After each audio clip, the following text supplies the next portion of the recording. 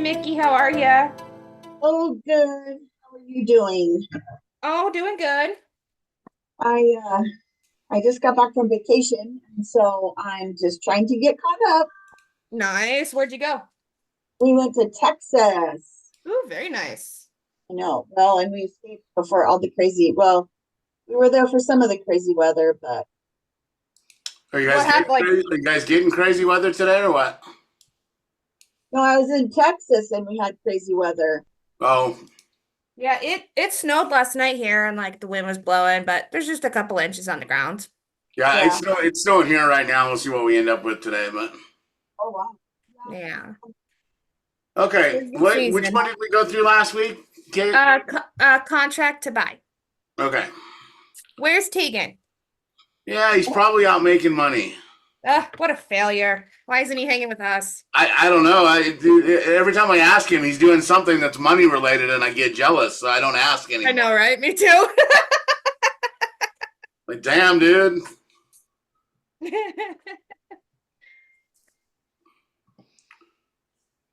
Um, Which one we doing today? which one do you want to do?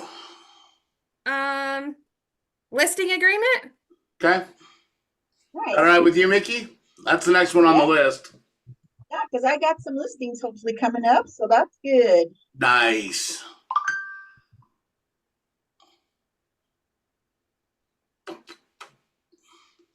Hopefully, you don't care if I don't have my screen on, do you? Because it's easier if I just don't have to take my desk apart and move my computer. Why do you have to move your computer?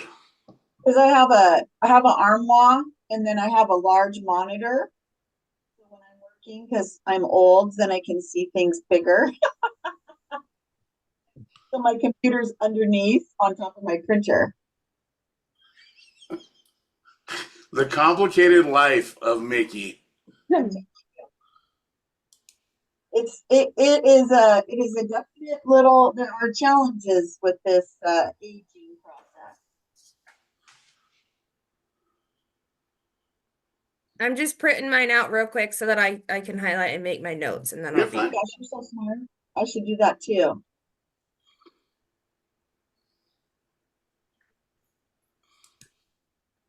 Did you just go to dot loop to print it? Yep, and then I just grab an empty one.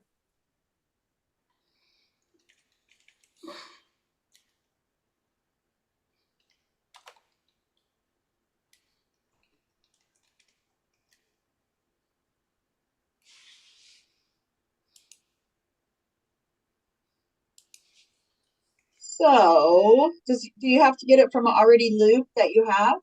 That's what I did. I just went into an open loop and then I just download a new template. Got it.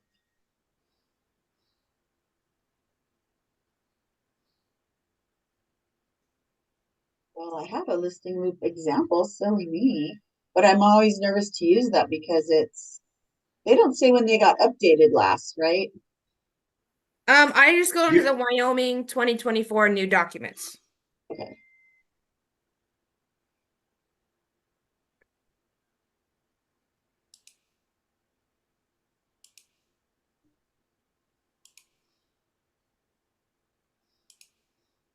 Why didn't it? All right. Exclusive right to sell listing. Oh wait, that's Yep, not seller's seller agency. agency.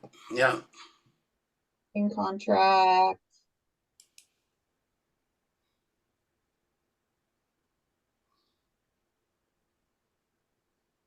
There it is. Oh no, there's so See, many. Mickey, the way I fix my old eyes is I have a 32-inch monitor in front of me, and then I Uh-huh. have two 27-inch verticals next to them. Oh my word. I have three screens. Damn, excessive, huh? And I can blow stuff up. Yeah, well, I'm sometimes I gotta jealous. blow shit up on that screen so my old eyes can see it. Yeah. Okay, so I've got a exclusive right to 32 sell. inch that I can attach to, but Yeah, mine's probably a 22. So exclusive right to sell listing contract seller agency, yeah, right? mine's dumb. I gotta try to print it again. Can you guys see what I'm sharing at all or no? Uh, Does it hold on. just say Zoom? Yep, I can see it. The contract, or does it just say Zoom? It's contract. Okay. Okay, one copy, page 1 to 6. Like, I don't know what the hell, but let's try it again.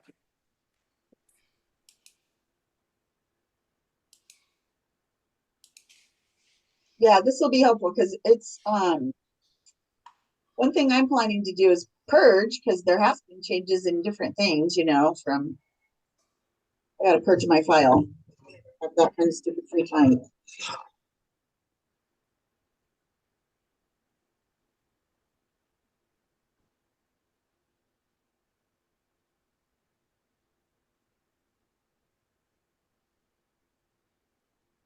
Okay, I'm ready when you guys are. It's printing right now, so there you go.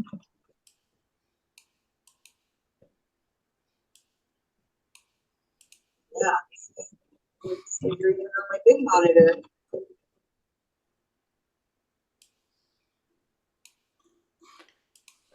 All right. So Casey, are you still listing just the normal way? Putting What? in your offer to the seller or to the buyer's agents? As far as like commission splits, Yeah. I've done one where we did the up to. Okay. But most of my people are like, what's more common? And I'm like, right now, common here is just what you're paying and Right. just do it like normal. Okay. But I have done Mickey. one with the up to. Okay. Mickey, what are you doing? I had one with the up to, and then which that was fine, but then we ended up doing what do you call it? Addendum. Having a really tough time hearing you, Mickey. Oh, I'm so sorry. We ended up doing how's this better? Yeah. Yep. Okay, good.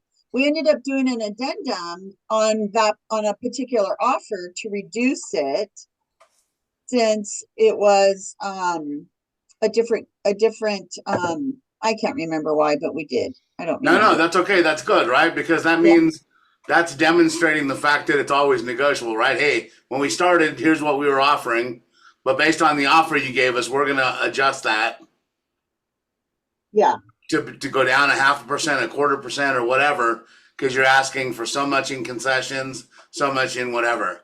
I think yeah, that when you do that kind of thing against a seller or against a buyer's agent coming in, that it reminds them that their stuff affects that buyer too, and let them hash it out a little bit, right? Maybe they go down 1/4% on each side. Maybe the seller or the buyer needs a little bit more in closing costs and the agent can live with that a little bit. But yeah, just all on the table. So that's good. well, and then on the opposite side, I'm under contract right now, and the listing agent was like, yeah, they're offering 2%, but I still put my 2.5 They were offering what? two. Oh, and you're asking them to still pay you 2.5. Uh-huh. And And what they then what say? happened after that? They signed it. They did agree to the 2.5. Uh-huh. And I and I But do and I do think, Casey, there's an ability for you to push. I know you guys are kind of 4% in that market, 2 and 2. No, I do 5. Oh, you do Um, 5 on mhm. yeah, listing?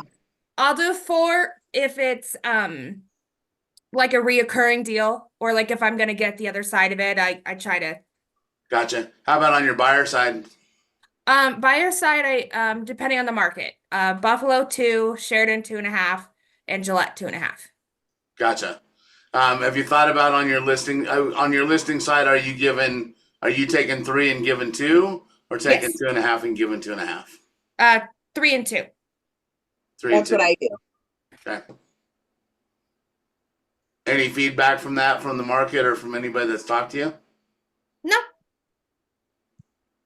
And everybody else yeah, is just expecting 2 in the market anyway? in Buffalo, yes. Gotcha. And Sheridan, kind of Sheridan too. And I think on mine, I think that agent, that's why I just kind of have a personal rule not to like do contract stuff on my phone. And I think I don't honestly know if he knows that my thing says 2.5. That's what honestly, Mickey, my thought was too, is that Uh-huh. when it is 2.5, like, Yeah. I mean, he signed it, so he has to honor Right. it, The right? sellers, the seller signed it. So And it's up to the other side to disclose that. yeah. But I do Agreed. see some 2% in Sheridan. Yeah, lots. I see lots. Mhm. Okay, let's hit this listing agreement real quick then. The part that's going to change once we get to June, whenever we get the new ones, is you're not going to see this prepared by day, this prepared, and the next line on it, you won't see that. Basically, those default to whatever day, whatever day you're doing it, whatever day the contract has on it. So there'll be a date that says just date on it, and then on the second line there, it's probably that line's probably going to go away, but it's somewhere in that paragraph it's going to say that the jurisdiction is the county that the house is, that the listing or the house is in. So you won't have to add that in like you do right now. Can we zoom in on that, or do I do that on my side? What's that? Can we zoom in on like, so like I can't really read it, but I don't know if I can zoom in, Oh, if that makes sense. yeah, I don't know if you can or not.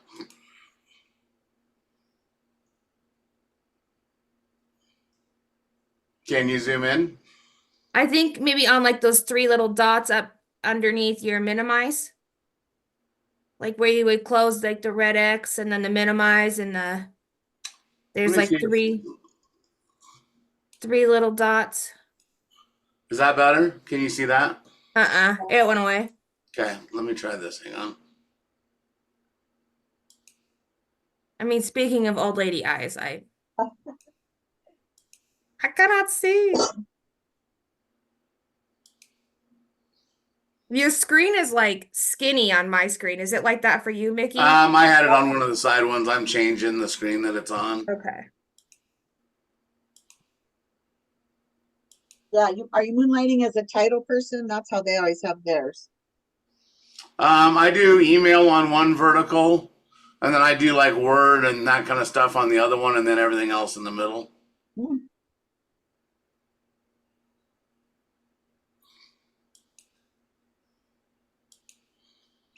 If I can make that work, that would be awesome.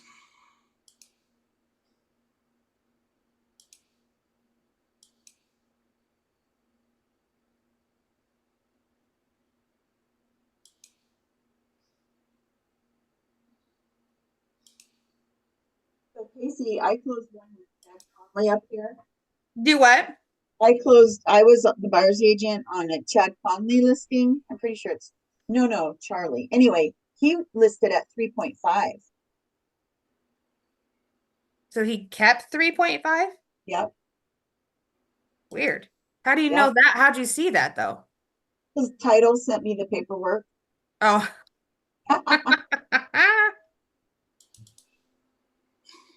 Can you see that one? Yeah, now we're talking. Yeah, so there's some debate going on down here. We're trying to probably get a form put together so that the title company does not share things like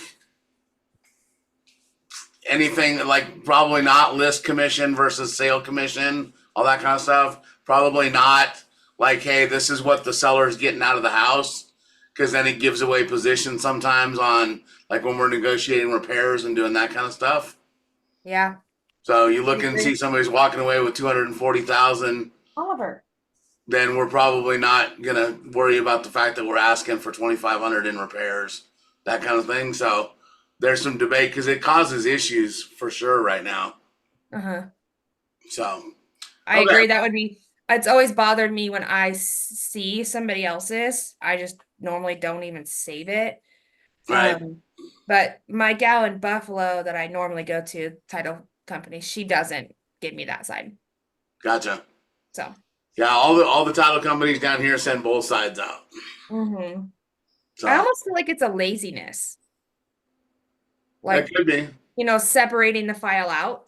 Right. Like it's easier for them to scan it. But I Well, don't know. yeah, when they even come in two separate pieces because we get an Alta seller and an Alta buyer. Oh, yeah, see that's Yeah, we get them completely separate. So okay, so prepared is the date it's right, date it's prepared on.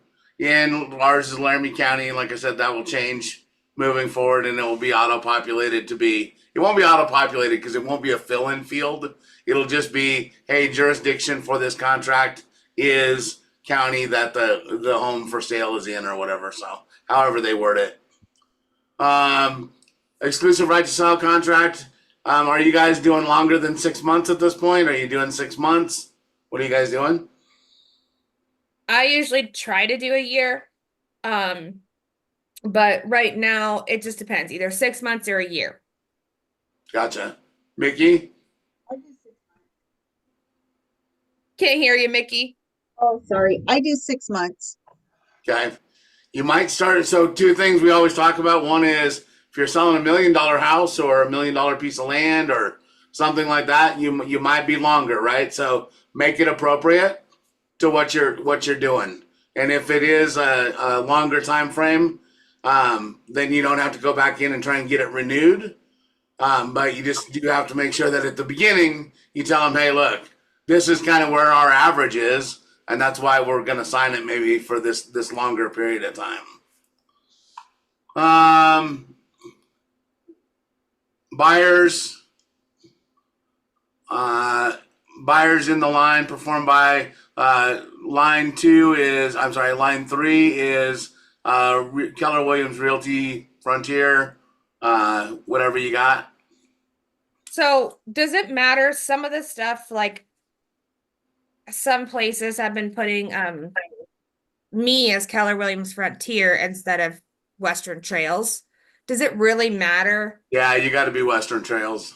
Okay. I feel, I mean, it's already closed and done and paid or whatever, but I asked him to Yeah. change it, but Yeah, if you're only because technically Frontier doesn't own that listing, doesn't own what it is because you're not under us.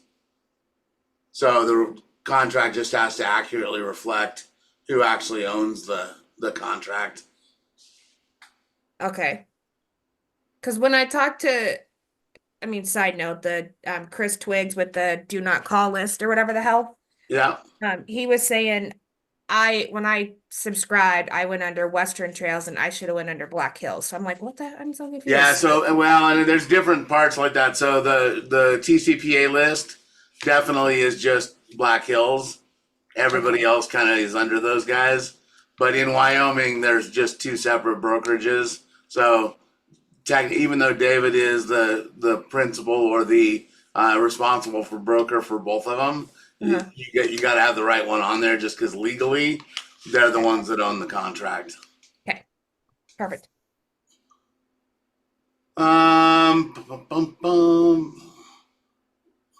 So your brokerage and then who the sellers are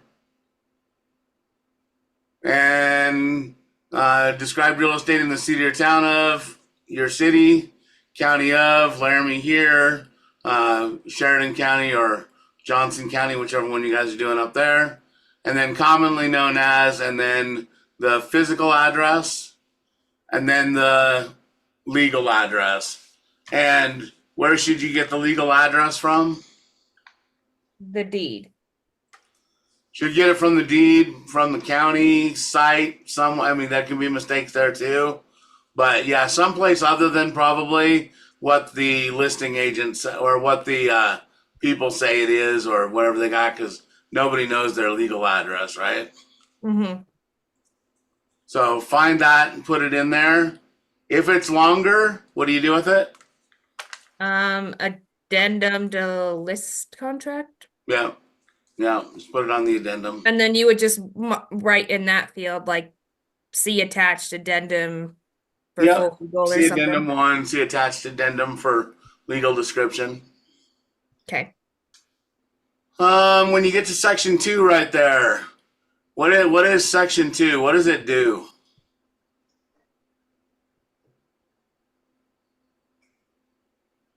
Well, this like your commission splits, who gets paid, how you work with people. Yeah, this is all the responsibilities, right? Responsibilities and details that lay out what you got. The first one in A says seller hereby grants to broker an exclusive right to sell such property within said time at the price and the terms herein stated, or at such other price and terms which may be acceptable by the seller or accepted by the seller. So it basically just says that you have permission to sell their house for what you're going to list it at or anything else you agree upon, right? So that's the part that gives you authorization to sell. And then what does B say, Casey? And you don't have to read it all, but tell me what it is.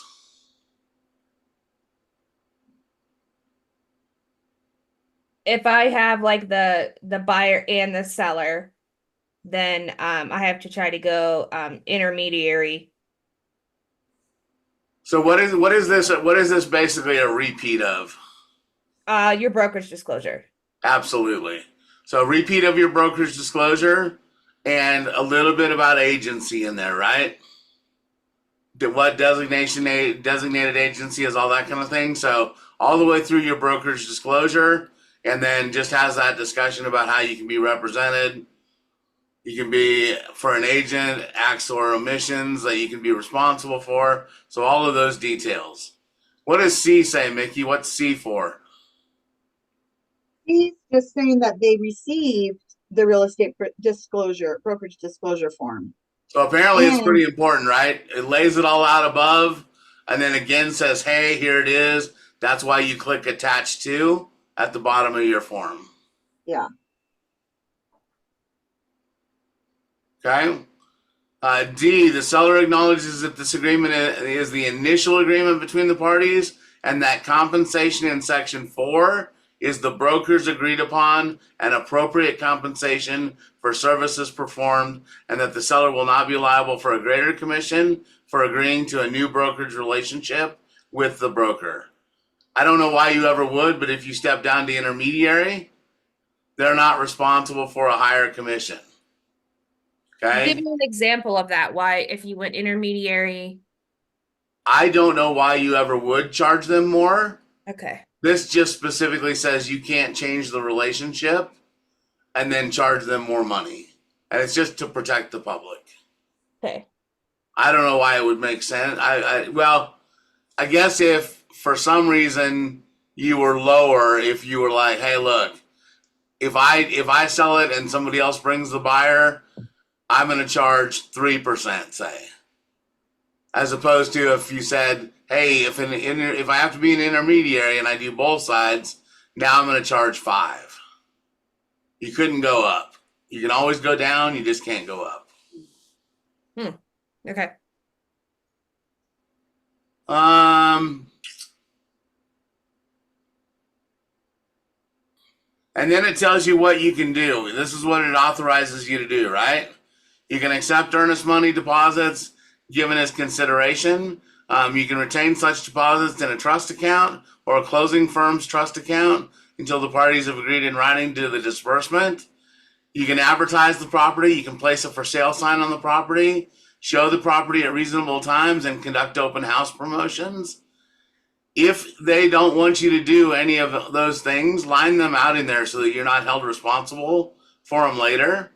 And if they do decide to go back and say, hey, the house didn't sell, it's because you didn't have a sign in front of the yard, you can say, hey, we talked about it. It was noted in the contract, and you said you didn't want signs out there. Okay? what about number 1?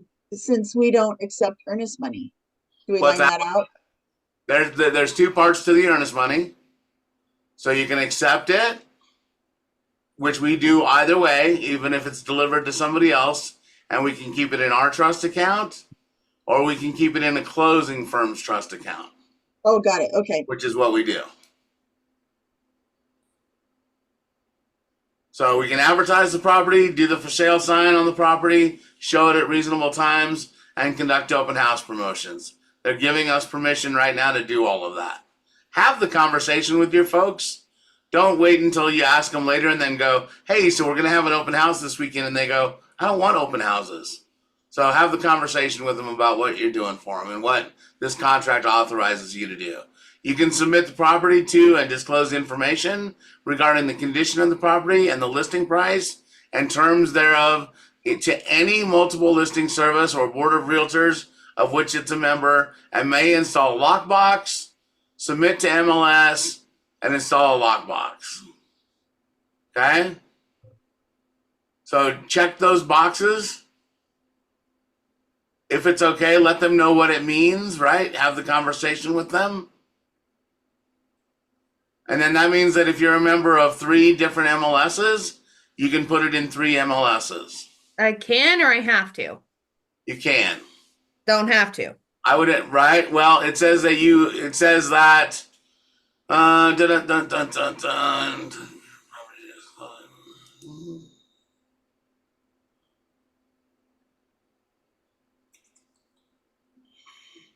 Submit the property to and disclose information regarding the condition of property. So there to any multiple listing service you are a member of. So I don't think you have to, but just make sure that they know which ones you are. Because I feel like Buffalo's always like, no, you have to. And I'm like, I mean, I'm a member to all of them. That my main member is Casper. So Gotcha. could that be MLS specific?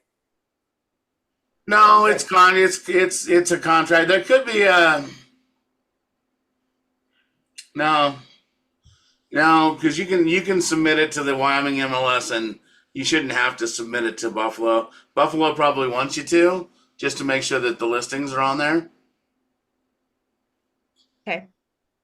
You Then as it shows up on Realtor like 3 different times, you know, like Well, it's weird. it won't show up 3 different times because KW will only pull from your primary MLS, so you have to put them in Wyoming all the time, Yes. and then Which choose would your make other my ones. Casper, but Right, but if you don't put it in Casper, it won't go anywhere. It won't go to Realtor.com. It won't go to Zillow. well, because on one of my listings, when on the Realtor you scroll down, it has the Sheridan MLS, not my Buffalo MLS number, Gotcha. which is And weird. I only, when I had my commercial property, I put it in all of them, but for residential, I only put it in Sheridan. Okay. Sheridan's your primary. Okay, Sheridan Is is that your Mickey, primary, yes. Mickey? as far as I know, yeah. Yeah, whichever one is your primary is the one that you have to put it in to get it to go through KWLS. I just have some Nazis in that, like, we call them our MLS police. And I got fined a while ago, and not for this, but for something else. I'm like, my God, like I'm just trying to. What'd you get fined for? I sent an email out saying that this house was coming soon. But I missed the like deadline of having it public within like a business day or something. 24 hours. So I got a $50 fine, but Gotcha. Okay. So the next section is about cooperation and compensation, right? I would suggest that you still do not pay subagents if you're going to put an offer out to everybody. can you explain a subagent to me? Because I just understand we don't do those in Wyoming. So you can be a subagent in Wyoming. We just choose not to allow it typically. So if you are an agent for your seller and you pay me as a subagent, I am additionally working for the seller. I'm not working for the buyer. I'm just working for the seller as well. So I represent the seller just like you do, and you pay me for it. So 2 things that happens there. One is that the client never hired you, doesn't know you, you don't know them, you working for them may or may not make sense to them. Yeah. If you don't know them and you don't trust them and you don't know all the things, that you could, then it's probably easier not to be a subagent for them and just work for the buyer in some way, shape, or form. Couldn't you just co-list then? What's that? Wouldn't you just co-list the property? No. Anybody can be a subagent and you don't have to start initially to list. So anybody could be a subagent of the agent and work for the seller at any given time. So, for example, Dwayne Toro Real Estate in Laramie only pays subagents. They will not pay anybody that's working for a buyer. So they want all of their obligations, all of everybody that works for them, all to be obligated to their seller. Weird. So, yeah, like I said, I would just recommend not Yeah. keeps things clearer on our side. Yeah. And if you are going to use the up to clauses, then you're going to line these out. And you can't line out the yes and no boxes, right? So you just have to line out the are acting as, offer cooperation and compensation to other brokers who, just line out the text in it and just put lines in the boxes that you can. Takes a couple of minutes to do, but you got to get rid of this section if you're not going to use it. what section was this again? Just so I can. Number 4 under E. Number 4E. Okay. But otherwise you fill in B. Yes, you fill B, C, and D otherwise.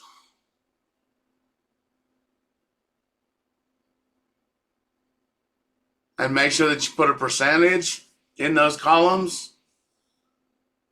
And if you do a percentage, don't do a dollar amount on the other side. Because otherwise they'll pick which one's better for them. Wait, 4E? For A, B, C, and D. Oh, okay. Under E, yes. So E, for A, B, C, and D. You're either lining out if you're using up to, or you're getting rid of and saying, no, we're not going to pay subagents, and line out the dollar amount and line out the percent, and then fill in the other sections. Okay, so just the amounts go away. But If you are listing an up to listing, up to a dollar amount or up to a percentage, then all of everything goes away from 4, A, B, C, and D. And you can only line out the lines and fill in the boxes with hashes. Okay. You can't actually line out the yes and no, but if the rest of the section is lined out, then you're okay. Okay. So just to clarify, so 4A would be no, lined out. 4B, I'm going by the old way, not the up to way. And then B would be yes and percentage. And then C would be a no, right? C would be yes. I don't know why. Okay. There's no reason why you wouldn't pay an intermediate, somebody working with a client as an intermediary. Okay, I'm getting myself all confused. Okay, and then yes. So to me, if you're gonna fill it out old school way, then 4A is no and line out both, and then it's B is yes, whatever your percentage is that you work for, and lined out on the cash side for a dollar amount. Got it. And then C and D are the same way. And when we talk about the other way here in a second, we'll talk about what takes each one of those places.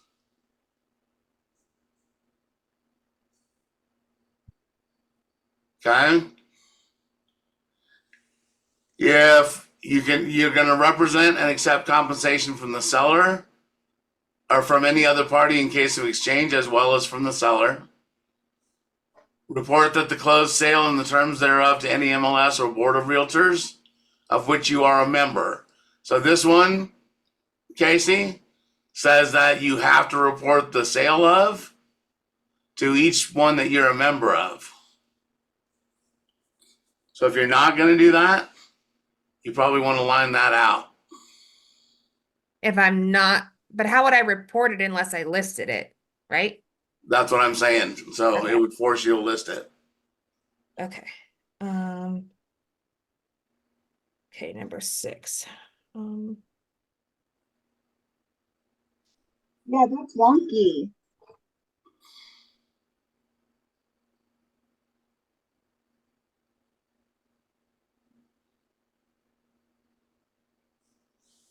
Okay.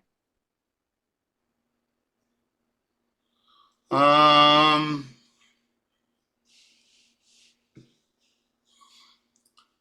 yeah. Broker may list properties for other prospective sellers without breaching any duty, right?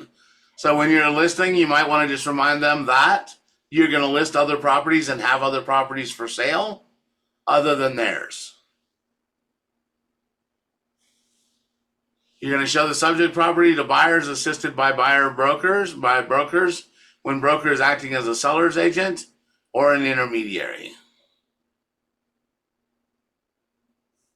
Seller hereby directs brokers to disclose to any MLS or board of realtors of which it is a member all prospective subagents, prospective buyers and or buyers agents, certified appraisers and or prospective intermediaries, conditions disclosed by the seller to broker regarding the real or personal property.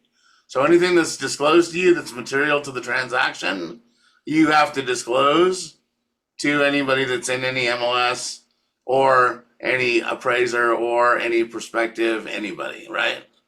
Just have to disclose everything that's pertinent to the sale. Price and terms.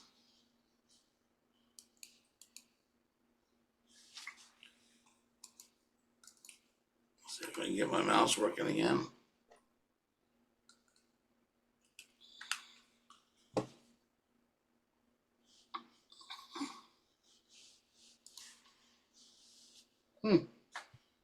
Failure.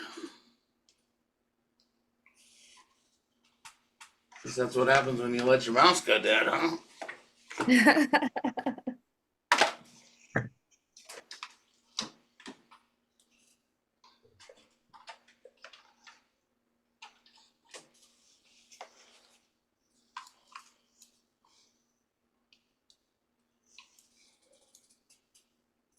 So can I just back up a second Yep. since you're doing that? So back to all the way back to line 1.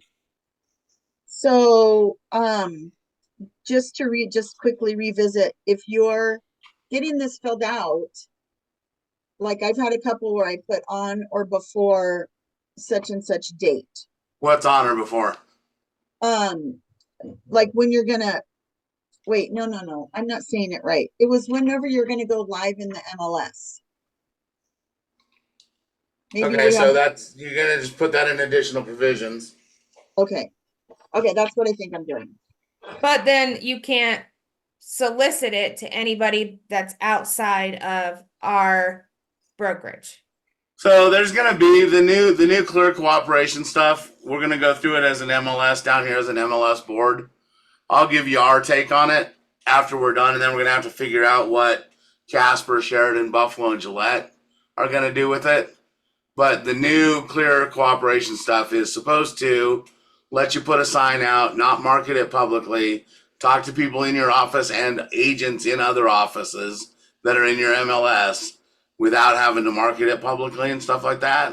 So I don't know all the details because I haven't wrapped my head around exactly what it wants to let you do and what it restricts, but there's going to be some changes to that. Okay. All right, so price and terms gives you your listing price. Spell it out in the line after it in clear, legible numbers into words. You mark what you'll take. If you'll take an assumption, it's a good place to start that conversation. Assumptions can be assets for the home.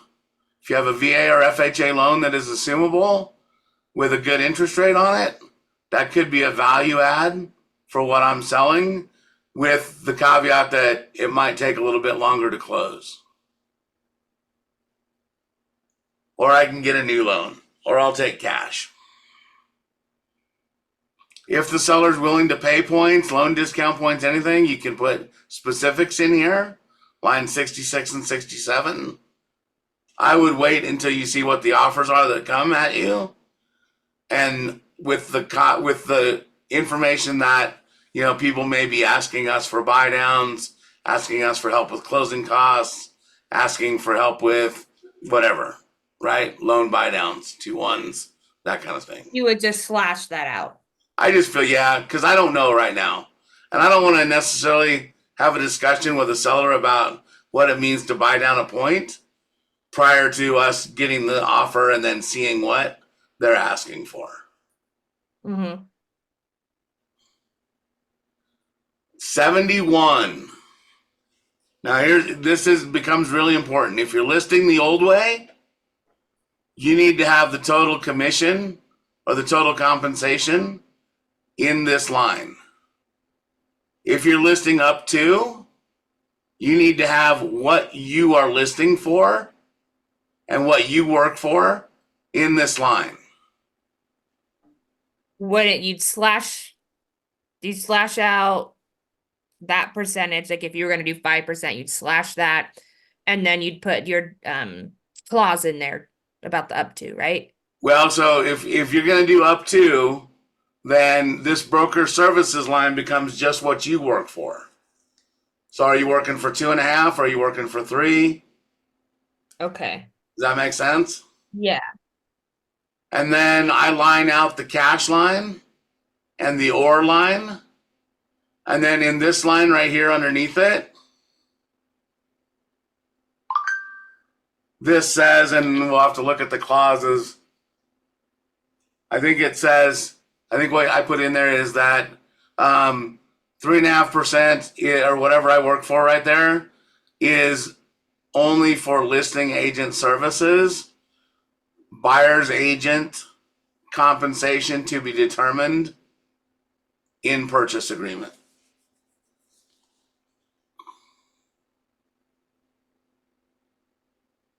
But that's in our clauses, right?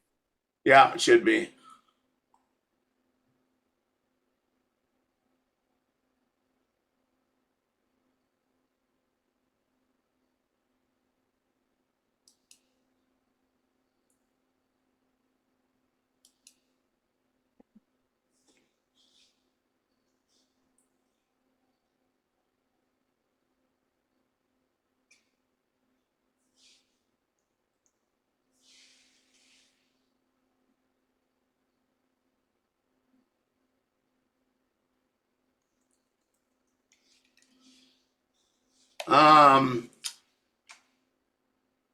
Okay.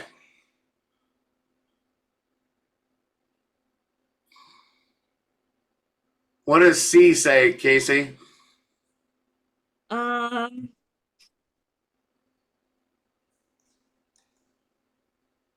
and if we sell the property within the listing period, the seller has to pay us commission in whatever we say in part B.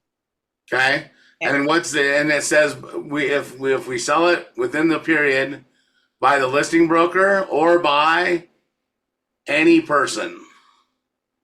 So this is the reason that we use this specific contract is it does not matter who brings the buyer. It doesn't matter whether the seller brings the buyer, right? They're going to pay a commission if this property sells within the listing period in the contract. But if we add in that line about the up to, then they're only paying us until and then further it gets negotiated, right? Yeah, I mean they would be paying whatever, yeah, because they would be paying us separately, and then whatever's negotiated in the purchase agreement. Okay. Mickey D said Mickey D. That's like Mickey D's. Yeah. I thought we just went over that because I underlined any person. Okay, so tell me about D. Any person sale in this contract shall include any exchange of property, any contribution or conveyance of the property or any interest herein to any person or business entity for the granting of an option to purchase the property. So it just tells you what? It just tells you it doesn't have to be just a straight sale, right? Mm-hmm. Conveyance of any interest or option to purchase kicks those in as well, and you would still be due a commission. So the contract for deed. Yep. Okay. Yep. It includes all of those things.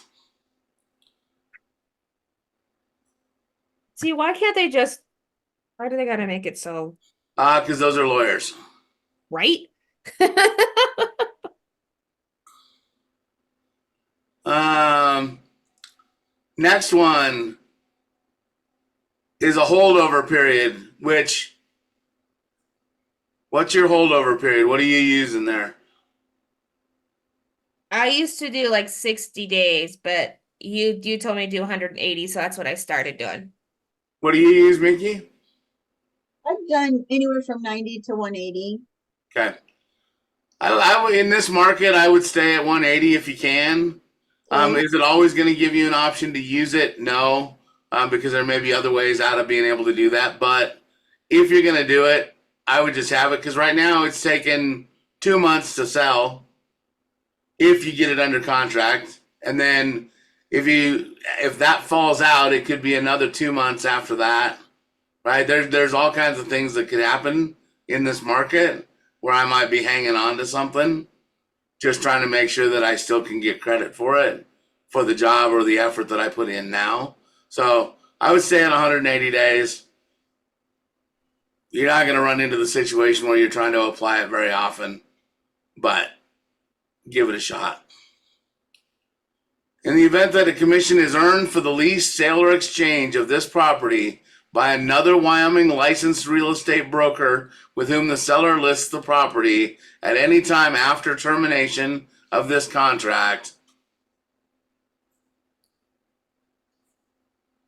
the protection stated in section 4E3 above shall be waived so that the seller is not liable for dual commissions.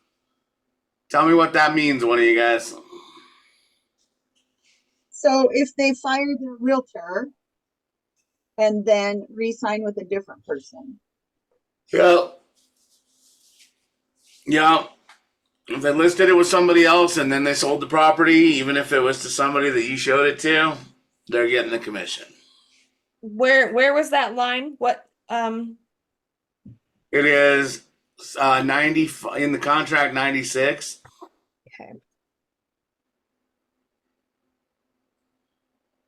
So if they in a sense cheated on us during that 180 days? Well, if they can wait, so what do you mean they cheated you? Do you like my simple terms? Yeah.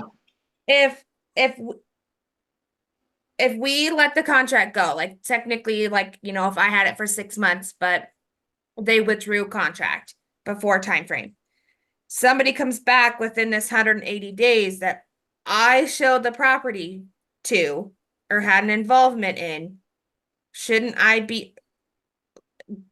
have the money?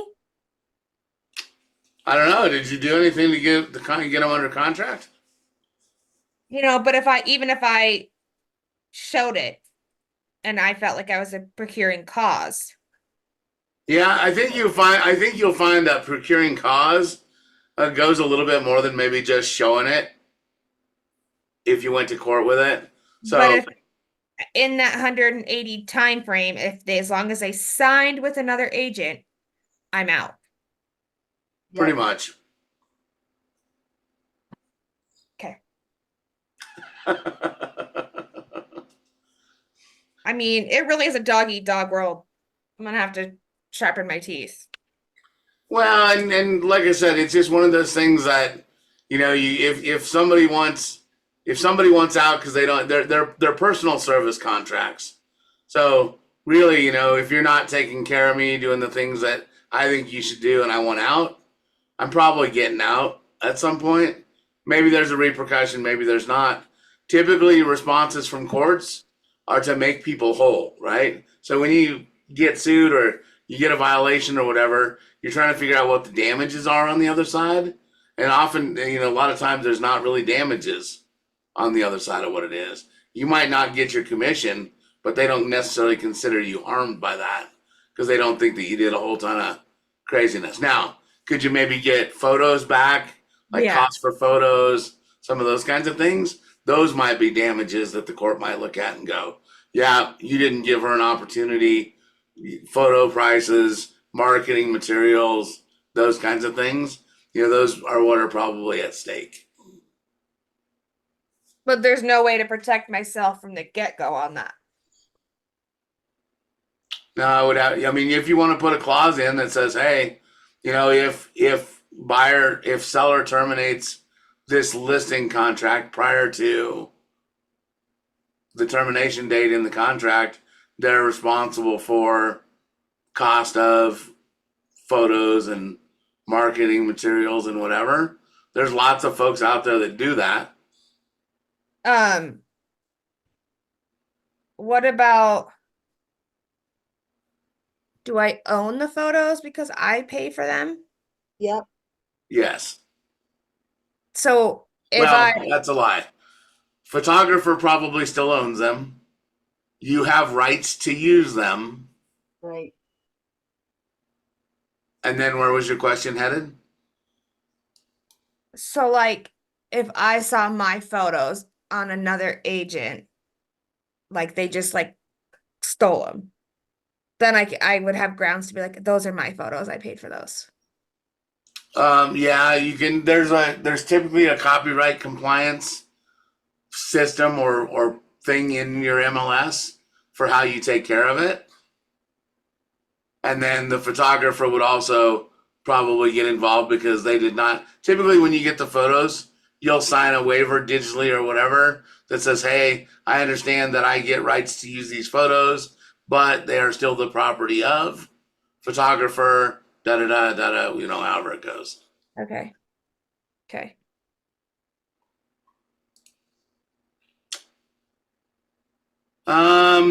If you want to lease, earnest money, split it however you want. 25% to you, 50% to you, 25% to the buyers, whatever the case is, or to the sellers. I will tell you that I guess you guys tell me, how hard is it or how easy is it to get your earnest money back in Wyoming? Hard. What's that? Hard for you to keep it as a seller. Hard for you to keep it. Yep. As a Absolutely buyer, true. super easy. Yep. Absolutely true. Do you think the same thing, Mickey? Yeah. Okay. So I will tell you that, yeah, any seller that thinks they're going to keep it probably isn't going to. But you still got to remind all these guys that all they have to do is say no. Anybody says no, and it gets tied up, right? If you've got buyers going to look at another house and they need that money and their earnest money, let them make sure they understand that it could be tied up by the seller. And if the seller goes to do it, make sure that they know that if they just tie up the money, yeah, you can be jerks sometimes and do it. But if there's not a valid reason to do it, they should be given money back at the time that the earnest money is requested. Unless there's something significant where somebody's in breach of contract or something like that. Do you ever lease anything or do you ever look for a lease for anything you're selling? No. The only thing um I do it different, like further down though, is like a water softener. I ask people if they have like it on a lease with somebody, but most of the time they've like, at least that I can remember, they've always owned them, so it's not been a problem. Oh, gotcha. Yeah, this one is just for leasing if you're going to lease the property. Make sure you either get your options in here if they want you to be able to, or get it lined out if they don't want you to be able to. Existing financing, get as much information in there as you can. It will help you in the long run. Are you guys both getting that section filled out? Um, Not really. I usually like yesterday I got a listing and I just put in Truist Bank. And then I'm like, when we get to that point, I'll get more information.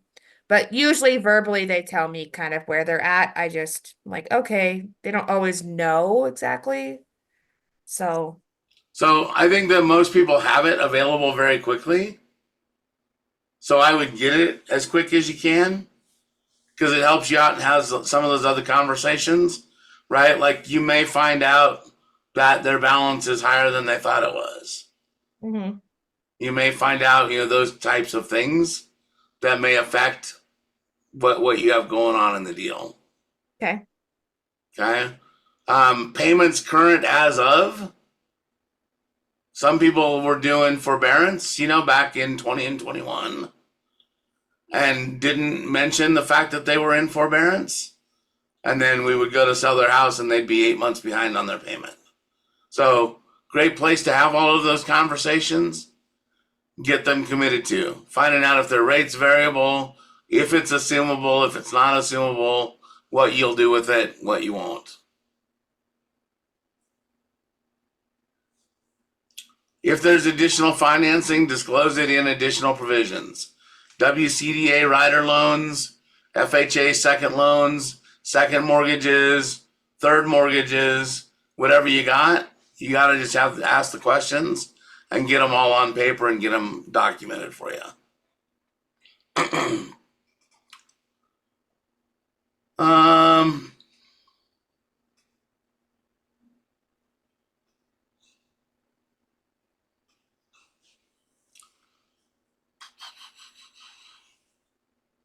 Encumbrances, utilities, closing costs. Have a discussion with your sellers about whether or not you're seeing closing costs being paid in the market. And then you can have a conversation right here and maybe put a cap on this, maybe have a conversation about it. You'd be willing to consider up to 10 grand, whatever the case is, based on a purchase agreement and per offer situation.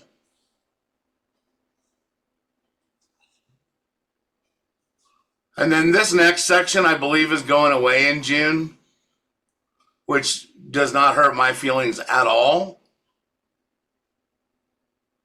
What's the conversation you're going to have with those guys if this section goes away? If there's something they want to take with them. Yeah. What's the term for things that are permanently attached that become part of the real estate? Fixtures. Yep. So grandma's light fixture in the living room or in the dining room, a fixture, it stays with the house unless we take it down and note it earlier. And if there are fixtures of a permanent nature that are to be excluded, they should be in this list.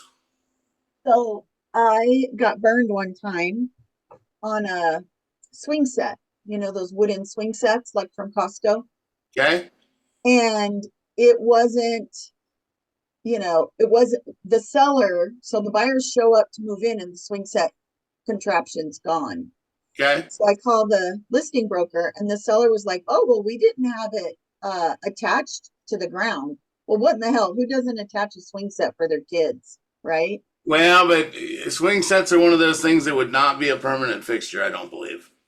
Crazy. Well, it's never going to happen again. That's the Yeah. So just like a shed in the backyard is not a permanent fixture unless it's on a permanent foundation. So I got burned on a shed that was sitting on skids on a patio, not permanently attached. We didn't include it. They didn't ask for it, but then flipped out at the end and weren't going to close because the shed had been removed. Yeah, that's thousands of dollars. Yeah, it cost me $2,500. Sheds are not a permanent fixture unless it's what? So a shed's not unless it's on a permanent foundation. Okay. Yeah, skid shed doesn't count. And then the other thing that brings up, right, is regardless of what it is, if there's things there, get them documented and included in either a bill of sale or in the exclusions that say, hey, these things are not staying. Even if they're not going to count as a fixture, if there's a question as it, get it in the contract so that people know what's going to be left. Because the other thing that happens is they leave the old crappy swing set or thing that they bought at Home Depot and put together for their kids 20 years ago, and it's falling apart and in disrepair, and you would prefer to have it removed. And they're like, nope, it's staying. Good luck. Right. So just get it included and get it in the conversation so that you know what's up and what's not. And then it says seller agrees to remove all such excluded fixtures in a workmanlike manner without causing damage to the premises on or before the date of possession or closing, or whichever is sooner. Any such damages will be repaired at seller's expense. So the price will be shall also include any of the following personal property items currently on the premises. And in there, I put C bill of sale. I list them out in here so that we have them in the listing contract. And then I just put C bill of sale.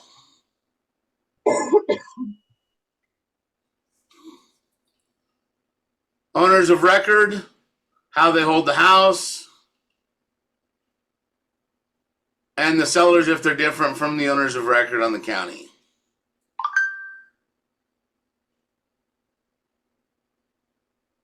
When people ask you why they're paying for an owner's title insurance policy, you guys should be able to give them a good answer. And it's right here in the contract that says that they have to do it. And that is just the way we do it in Wyoming, so that they get an insurance policy that makes sure that they get clean title to be able to buy the property.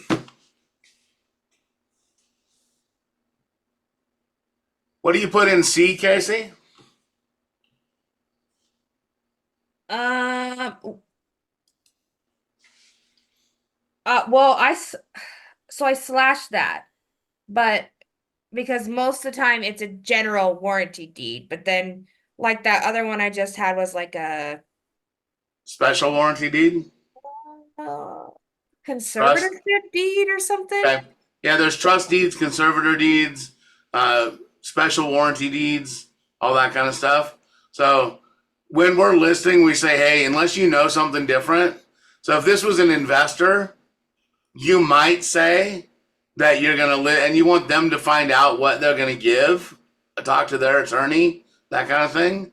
But if you're talking to an investor, they might want to only warranty the deed from the date they purchased it until now, not the history of the deed over the course of time. And if that's the case, then they would offer a special warranty deed as opposed to a general. But make sure they know what they want to do and get them to a lawyer to ask questions if they need to.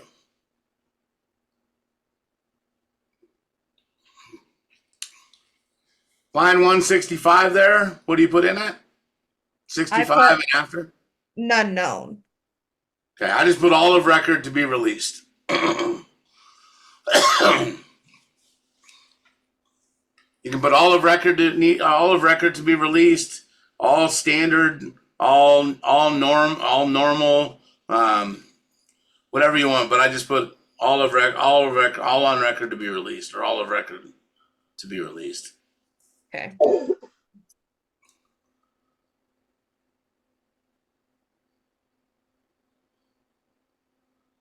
And I just put, and now you get to the closing and possession section. I put no later than closing on that one.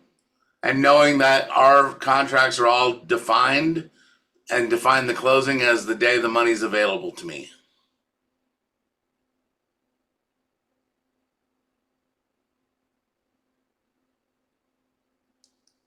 If you have any leases on the property, the north pasture, the barn, the garage, a room downstairs, then you have to list them in here and get copies of the leases. Okay. Condition of the property. The long form in Wyoming is gone. It's no longer available in your documents. You only have the short form. If you have somebody fill them out, I would say be consistent. If you're having them fill it out for a certain reason, have everybody that qualifies under that reasoning fill them out. If you're going to have everybody fill them out, just do it, then have all your clients fill them out. If you're not doing them except for special circumstances, then I would make sure that you stay consistent that way as well. There is no legal requirement in Wyoming to provide a disclosure for the property. Inspections, you can do any inspection you want, right? Read all those things to them. Make sure that they know they can't object to them as long as they get notice 24 hours in advance and that there's no expense to the seller. If there's going to be an expense to the seller or something that needs fixed afterwards, you're not, just let them know you're not going to let them do that kind of intrusive inspection unless they approve of it. Time is of the essence. We talked a little bit about on Tuesday. Just don't forget about it. Either one of you guys have any questions about time is of the essence? No. Okay. No. Agreements and covenants. It's a great time to talk to them about the fact that you don't care who you sell their house to, as long as their money is green. Mhm.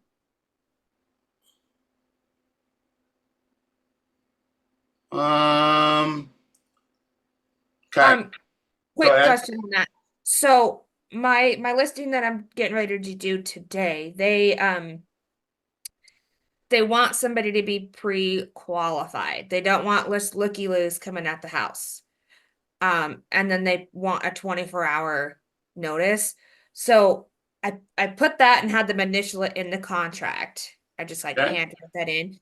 And then I would just put that in my like private remarks or agent confidential remarks. Yes. Okay. But fully legal to do so Yeah. on the well, not necessarily 24 hours, but the fact they want pre qualified. Yeah, they can require whatever they want. Now, I mean, and there's some question, right? Make sure they understand there may be people that are qualified that don't have their bank certificate in hand that do it, and we may have to tell those guys, hey, you can't look at the house right now until you go get that pre-qual letter, and you could lose somebody out of that. Yeah. Are you gonna? Would it matter? I don't know, but just Okay. make sure they understand the repercussions of it. Yep. Okay. Please read each one of these to your clients and ask them and let them answer. None of this will stop them from buying a house, but it will make you aware of the issues that you're going to have on the buyers on the back end of it, so that you know what you're dealing with.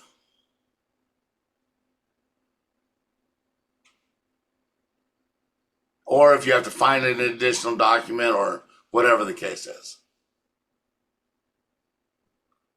Okay. In terms of listing agreement and your clauses, can you see the clauses? Yeah. I did not have one in here for the line after 72, so I'll write that one in here. But transaction fee of $175. So this, and then if you're going to use the up to, this is your up to. So a seller agrees to cooperate with and compensate a buyer's agent by agreeing to pay a buyer's agent fee of up to blank percentage of the gross purchase price of the property, or a dollar amount, or other. So you could do something different if you wanted to, as long as it's defined to the buyer's agent or broker. Buyer's agent fee to be negotiated in offer to purchase. Acceptable offer to be determined at sole discretion of seller. Seller authorizes the listing agent to disclose or not disclose buyer agent compensation cap agreed to by seller. And then the other one that you want to use if you're in there is if you're going to do a discounted rate, if you get an intermediary situation or you get a customer situation, then it needs to be in this line needs to be in there. In the event that the listing agent works with the seller and buyer as an intermediary or an unrepresented buyer purchases the property, the total compensation for listing services will be. Now you're going to do whatever the discount is or whatever you do there. 5%, 4.5%, 3.5%, 1%, whatever that number is. Okay. And then and these may change a little bit as we go forward, but if you're listing and you're going to change how it's listed, like if you want 2 weeks to finish up all of the painting and all of that stuff inside, you could do this delayed listing one, right? That's going to be similar to what the new NAR stuff is, which is, hey, I'm signing the contract today, but we're not putting this in the MLS for 2 weeks. So we'll have to sort those out with what these mean and make sure that we understand and know how to use them together without messing them all up. Office exclusive listing is the one to, I think Casey's point earlier, where you can take it. It's in-house. Your agents can see it, show it, do whatever you want, but it's not available to anybody else in the marketplace until that date that's on there for the exclusive ending. And then coming soon again, going to change a little bit, but it's in there. This one, Casey, is maybe to what you were talking about, the marketing expenses. Says agent will cover cost of redesign, consultation, aerial photos, professional photos, and any marketing expense if the seller cancels the contract before expiration. Seller will reimburse agent staging and photo expenses per provided receipts and at time of cancellation. If you're going to do that, build it in. That one is lawyer approved to use, so use it if you want to. Okay.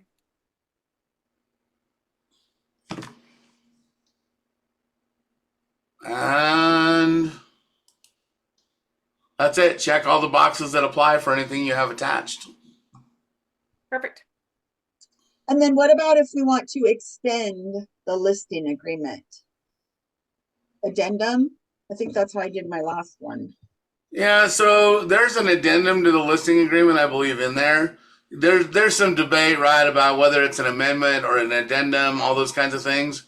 In the legal world, I think an addendum does either changes things in it or adds things to it. And an amendment just changes things, doesn't add things to it. So I think you can use an addendum for either. I used to be really hung up on the difference between the two, but I don't think it matters. We may just change the top of those forms. They come from the state, so we can't do a whole lot in there, but maybe we can say addendum, amendment, and then you can, mark one or line the other one out.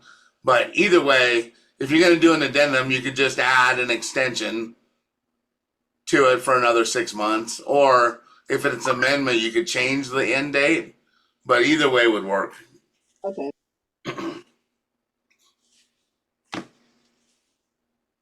Yeah, either way would work for it. And then what's that form that I've seen in command, in the folders? I haven't ever been in a meeting yet where we've talked about it. We don't have to talk about it here, but You got to talk to your mic again. oh, it's in when you go into command and you're putting in your documents, Okay. there's a form in there that's kind of preloaded. And I thought that had something, nobody's ever talked about it that I've been in the class. What form? Like if you're making changes. Oh, there's a listing change authorization form. Yeah, that one. Yeah, it just gives you some specifics that are easy that you can just mark. Okay. So that one has change the date, time, change the price, change whatever. So like if you're going along and you want to change the price and drop it, you can grab that form and it already says it on it. You just check the box, have people sign off on it, put in the new price, and then just put it in there. So just a form that we used for a while down here, and I just threw it in there for everybody for Wyoming. Okay, so it's just like a helpful little tool to expedite. Yep. Awesome. Yep. Remember things like your proof of authority, all that kind of stuff when you're listing houses, right? Make sure that they actually have the authorization to list the property. Watch for your divorces and those kinds of things to look at your divorce decrees. Do they both have to sign? Who has permission to do what? Depending, I've had divorce ones where the wife has all the control. She doesn't have to do anything, but he has to sign. I'm sorry. She didn't have to get approval, but he still had to sign.